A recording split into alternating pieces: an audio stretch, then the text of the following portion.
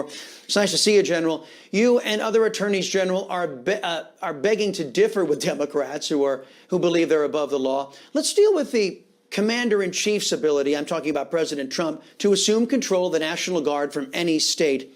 What do you make of the Democrat governor of Maryland there rewriting the laws on MSNBS live on air across the country?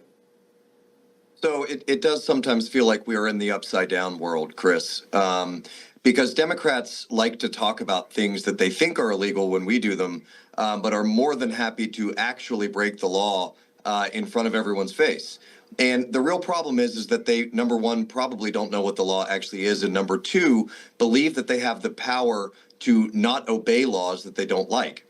And what the Maryland governor's doing there is really an interesting sort of foray into the world of just because you might be able to do something probably doesn't mean that you should. And I don't know his background, but my gut tells me that referring to himself as a commander-in-chief is probably relatively disrespectful to the service members that are there in Maryland.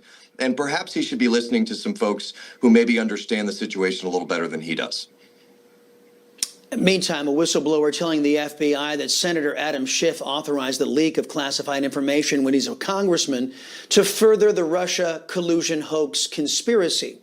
If Mr. Schiff were President Trump, if Mr. Schiff were a Republican or maybe a Catholic father of 7, the FBI would be raiding his home in full tack gear at 4 o'clock in the morning. Now, nobody is suggesting that the Republican Party break their oath to the American people the way Democrats did, but are you a little shocked that we're hearing next to nothing from Pam Bondi's DOJ on this, given the gravity of the accusations against a former congressman and now sitting senator?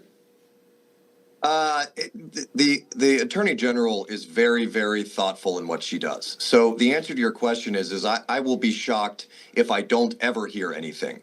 I'm not really shocked at this point. I don't think the time frame sort of dictates that kind of reaction.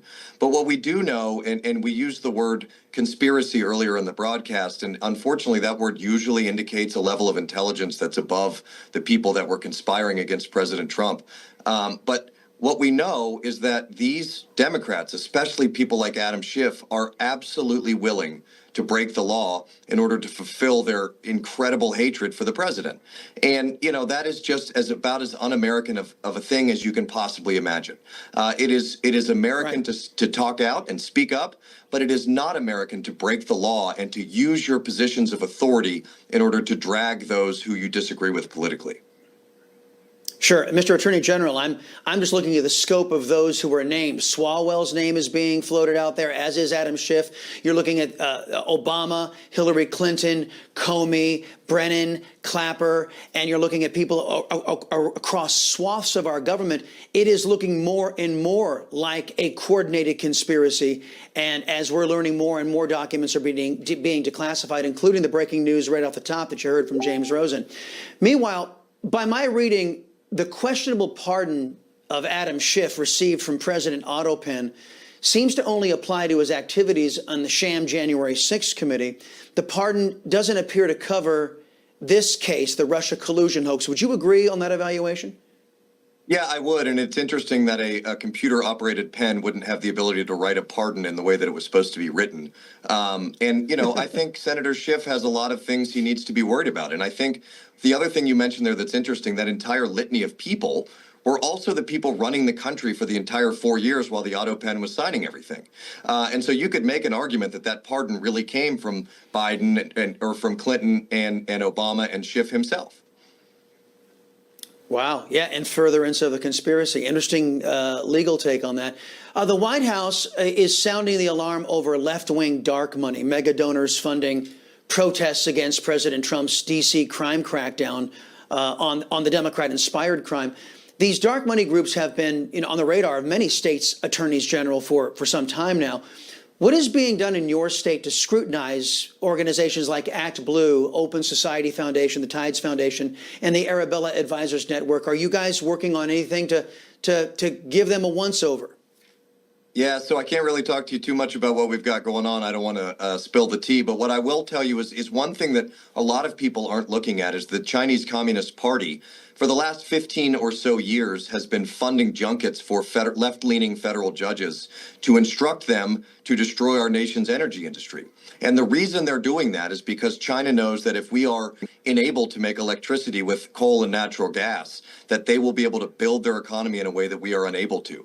And we need to be really cracking down on the ways in which outside, especially non-American interest groups, are trying to train our judges and how they're supposed to interpret our laws, especially in instances where that is at the detriment of the American people and the American consumer.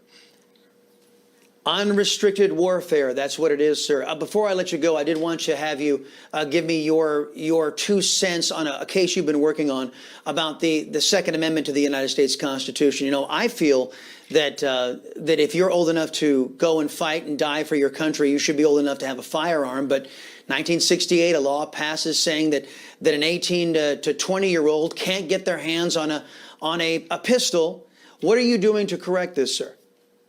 Yeah, so we're working with our attorney generals from across the country in order to make it so that 18-year-olds who can go and die for their country, and remember, the left thinks that 12-year-olds should be able to fundamentally manipulate their bodily functions at the age of 12, but don't think that 18-year-olds should be able to buy a legal firearm. But we are working to ensure that every single law-abiding 18-year-old in this country has the same access to the Second Amendment that every other adult in this country does.